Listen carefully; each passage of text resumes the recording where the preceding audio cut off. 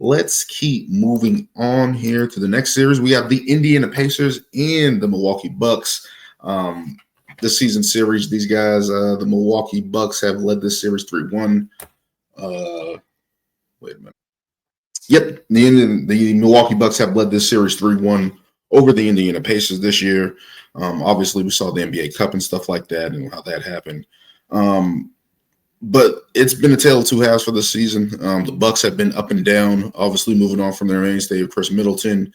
They've recently got Bobby Portis back, which is a good positive news for them. Looking at what else they added, Damian Lillard seems to be coming back, and it was scary because he had the blood clots. It's going to be tough for him to come off blood clots and play within 4 to 6 week range from the time frame they said he returns. He's returning right now. So that's up in the air with his health. Looking at the Indiana side of things, Tyrese Halliburton was kind of playing how he did towards the end of last season, where it was kind of downwards, not the high play that we saw in the start of last season. But he turned it on late, got the Indiana Pacers. They got 50 wins. This team is deep.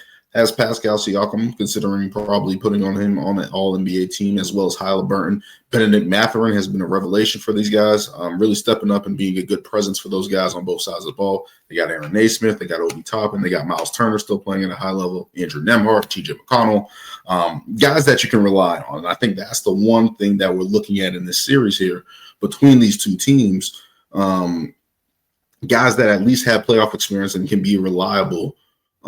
First of the Milwaukee Bucks, who have Giannis, who have Lopez, who have Bobby Portis, who have Dame, obviously, but the health concerns of that team and a lot on the shoulders of Giannis, so he can handle it. He's been that guy before. All-NBA, MVP, Defensive Player of the Year. He's been leading this team, getting some play out of AJ Green, Gary Trent Jr., Kevin Porter Jr., those guys right there, relying on those guys in the trade with Kyle Kuzma. Getting those guys in the fold, it's going to be a lot to ask for those guys that have had an up and down season to step up now in knockdown shots where Indiana plays a high pace. If Milwaukee can slow down this game and control the possessions on the boards, getting stops, getting turnovers, I think there's a world where Giannis can lead this team to the second round. And that's tough for me to say right now, but Giannis is one of the best players in the world, if not one or two. And to look at it from that standpoint, Indiana, I give them a good chance to win this series. I wouldn't be surprised if they did, but I'm going with the upset. I'm going with the Milwaukee Bucks in 6 or 7.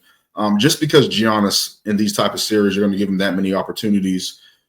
Is Dame going to be 100%? If Dame is not 100%, then that changes things. Obviously, he's not going to be the Dame Lillard who's been sitting down for 4 weeks and stuff like that. It's going to be tough for him to come back. But I just think the Bucks can pull it off with Giannis, the way he's playing, the way he's distributing the ball. Obviously, he's 30 points, 12 rebounds, and I believe close to 7 to 6 on the season. So looking at it from that standpoint, if he can get that production and get that output, I give the Bucks a strong chance to win the series. It's going to be an uphill battle, I know, but I'm going with the upset for this series.